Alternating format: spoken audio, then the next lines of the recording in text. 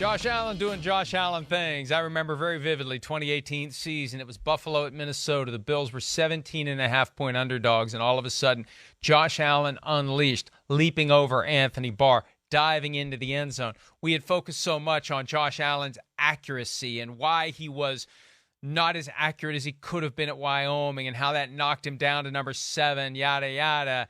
Josh Allen can move, and he's been moving a decent amount. Chris, the question is, where's that sweet spot? Head coach Sean McDermott addressed it in comments to Judy Batista of NFL Network over the weekend in Arizona. They want to try to find a way to harness and protect, but also utilize. There's the quote on the screen. I don't think that it's a healthy way to play quarterback in this league. It's undefeated that things are going to happen when you play that style, brand of football. We have to get that adjusted, and it's never going to go completely away, but it has to get to where it's workable. He's one of the best in the league, and I don't want to take his personality away from him. There needs to be an adjustment in that style of play. Now, the curious part is the injury he suffered last year was in the pocket, the elbow injury. He got hit throwing the ball. Right. But the more any quarterback runs, the more a quarterback keeps the play alive and doesn't get down or get out of bounds or get rid of the ball, there's a chance he gets hit. The more he gets hit, there's a chance he gets hurt. That's just the way football is. Yeah, it is. And he plays, he lives on the edge. That's what he does. You know, I mean, there's a lot of plays I feel like every Sunday where we hold our breath. Ooh, gosh, is he going to be okay? You know, even the play where he hurt his elbow, he was buying time. He was kind of fading to his left, waiting for somebody to come open downfield, takes that shot. But, yeah, they're playing with fire, and I think they're at a point of the career here where they got to watch out a little bit. You've gone past now. This is like, hey, this is young buck who can just handle anything. And, the young kid, don't worry about him. He'll heal. He'll be okay. We're getting now into the point of the career where you got to watch it a little bit. And what they do with him, and as we've talked about really at the end of both of the Buffalo Bills' last 2 seasons, but especially last year, it's just too much on him. I mean, there's just too much on him. And it's not a great offensive line, and it's not like the greatest weapons at receiver. And because of that, he can't help it. And he is the kind of guy that jumps over a bunch of people and into a pile of 3 defenders who are trying to tear his head off.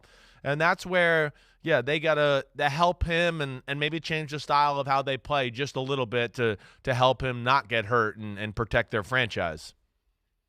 And the challenge is, and this gets back to the mentality we were discussing about the Jets, about the Rams, all in, let's go. Grab the brass ring. The problem is the more you go, the more you throw caution to the wind, the greater the chance you're going to have a guy who gets injured. And I think the urgency is increasing on the Bills. McDermott was asked about that. The pressure that comes from the expectations that they have yet to fulfill. He said things have to come together in every season of any sport to win it all, and we've been this close, and we keep knocking at that door. He's right, but we've seen what can happen. Sometimes there's a danger in knocking on the door and not kicking it in.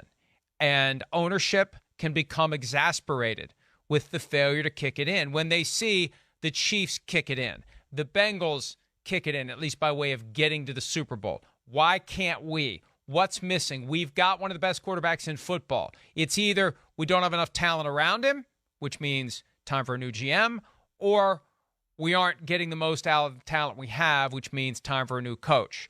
And I'm just being realistic based upon the patterns and the habits and the history that we've seen. Yeah, I got you. We know this is a risk. Right. We know that the pressure is high. We talked last year about how much pressure there was on the Bills going into the season with everyone thinking they were going to win the Super Bowl. It's like, what the hell did we do to be the one with the target on our backs? We haven't been to a Super Bowl in 30 years. Yeah. Go focus on the Bengals. Go focus on the Chiefs. Why are you dragging us down by increasing our expectations? But I think that's still there. I hear you. I don't think they're going to be as high this year. Right. Externally. Yeah. But internally, I think with each passing year, they're holding on a little bit tighter and a little bit tighter, and people are a little more nervous. And I think that this could be the year where if they don't get to the Super Bowl, and if they would make a quicker exit from the postseason, wild card round, or God forbid for them not even make it, this could be the year that it all collapses. Well, I understand what you're saying. I do. You know, I don't think you're not wrong in your thought. and what we've seen in, the NFL and its history with these types of situations, you're right. Yeah, they've been knocking at the door. AFC Championship game, should have beat the Chiefs in a divisional playoff game, up by 3 with 13 seconds. Don't do that. Then you have this year where expectations were maybe higher than ever, but let's not forget too, they had to overcome some obstacles here. Last year, that was a emotionally exhausting type of season. So the pressure is high. I'm not disagreeing with you there at all. And it hasn't been perfect. They haven't been able to get over the hump, but they've been one of the best teams in the franchise. I certainly wouldn't, dismember that or get rid of that, just because the pressure or I want the Super Bowl. They're close. But there just got to be a little bit of everything there. That's just got to get them over the hump, whether that's a little more coaching or, a few more splash players that we talk about that get them over the hump. That's got to be done. They're just missing one little element, it seems like, every year that keeps them from being the top team. They're one of the 3 or 4 or 5 best teams, but they haven't had that player or that element about their team that's been able to push them over the edge. And we thought Von Miller might be able to do that for them last year, but then he got hurt and they were right back in that same boat. So, it's a big year for Buffalo. I don't disagree with you there, Mike. And what did they do with Von Miller? They brought him in thinking he was only going to play a limited amount until they got close to the postseason, and then they would unleash him. They got a little carried away. Yeah, it's hard to do. When you have a guy who wants to play, a guy who's chasing the all-time sack record, and he was on pace for it a couple of years ago, and that's kind of fallen off, but still, he doesn't want to be a part-time player at this point in his career. He wants to be out there. Yeah. Everybody else is out there. Everybody else is taking the risk of injury, so he gets injured, and that's that. And that's part of the balance with Josh Allen as well. We've got this great player. We have to use him. And it may be that Von Miller getting hurt when he was brought in with that expectation, he'd be the difference maker. That has them worried about Josh Allen. I just think that they're at a point where it's very easy to feel nervous. Yeah. It's easy to feel stress. It's easy to be anxious. And you just wonder what kind of messages internally are coming from the top of the organization. Are they happy? And, hey, there are several teams where I believe just good enough is just good enough. Maybe Bills ownership is happy to have a team that gets to the playoffs every year. I don't think so. And if we never get to the Super Bowl, so be it. Yeah. We're in the conversation every year. Yeah. The stadium's full. The fans are engaged. But sometimes knocking on that door, you eventually pull that person away and find somebody else who can storm the castle. And that remember, John Elway did that with John Fox. A year after they went to a Super Bowl, they lost a division round game at home to the Colts, and John Elway fired John Fox, hired Gary Kubiak, and they won the Super Bowl the next year. Yeah, I hear you. I mean, it's a brutal business that way. I don't think this is a group that's content with just being in the conversation. McDermott, Brandon Beane, they want it all. This is their life. They live it, and I get the same. I'm not talking you're about not. ownership. I know the ownership. I feel like coaching staff. I feel like he's all into the owner. I was just getting there, Mike. I was just trying to get there. All right. Yeah, I think they're all in on too. And again, that's where it's yes, you want it, but don't lose sight of reality and how good you've been too. That's all I'm trying to say. They have been impressive, but to the main point, some of it's got to be taken off of Josh Allen. If we go through the best plays of the year for Buffalo, too much of it is just miraculous Josh Allen, and that's not sustainable. Oh, he breaks 7 tackles. He gets outside the pocket and throws a 40-yard laser. He breaks 4 tackles and gets outside the pocket, wants to throw a laser, and then has to scramble upfield for 20 yards and jump over somebody like you're seeing here. He can't be the leading rusher, average yards per carry. He can't be second most on the team in rushing attempts, and only, 50-something carries from leading the team.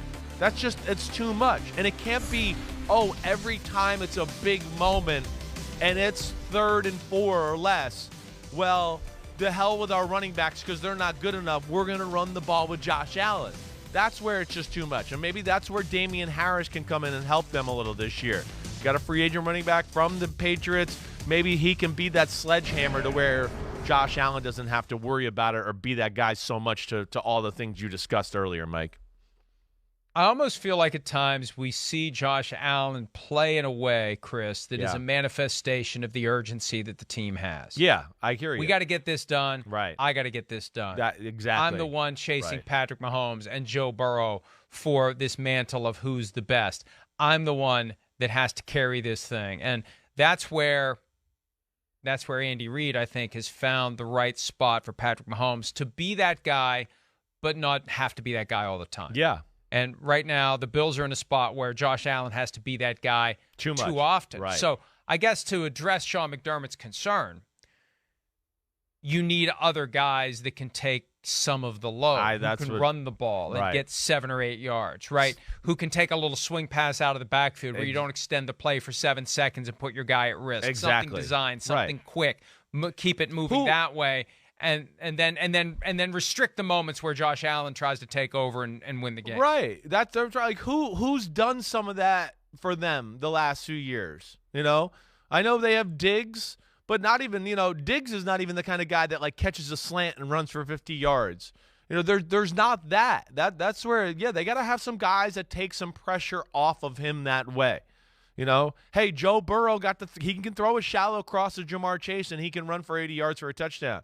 Like we talked about, Kirk Cousins can throw the ball up into a crowd of people. Justin Jefferson gets it no matter what, let alone he can do things after the catch. Except when it's 4th and 8. And there's the huge, sexy Dexy bearing down on you. Yeah. But, yes, I think ultimately there's a lot we like with the Bills. There just needs to be a few more splash players to get them over the top in some big moments against the cream of the crop in the NFL, and I feel like that's where they're missing a little bit. They're going to be relevant, and they're going to be in contention as long as they have Josh Allen. The question is, what will they do by way of competing for championships and or winning at least one while they have Josh Allen? Because at some point he'll be gone, and they'll be back to where they were after Jim Kelly was gone. That's where that urgency comes from, and that's why I think this year is a critical year for the current regime. The GM and the coaching staff, it's important for them to stay on the same page because it would be very tempting, Chris, if it goes sideways this year, for Brandon Beane to whisper to Terry Pagula, hey, I got the players. This team's good. It's not me. And then Sean McDermott, when he gets a chance to speak up for himself, to say, hey. Yeah, the opposite of that, right. I need more players. Right. I need more players. What am I supposed to do? Right. I need better players, and I don't have them. Hi, it's Mike Florio. Thanks for watching PFT on YouTube. Hit subscribe for the latest news and analysis from Pro Football Talk.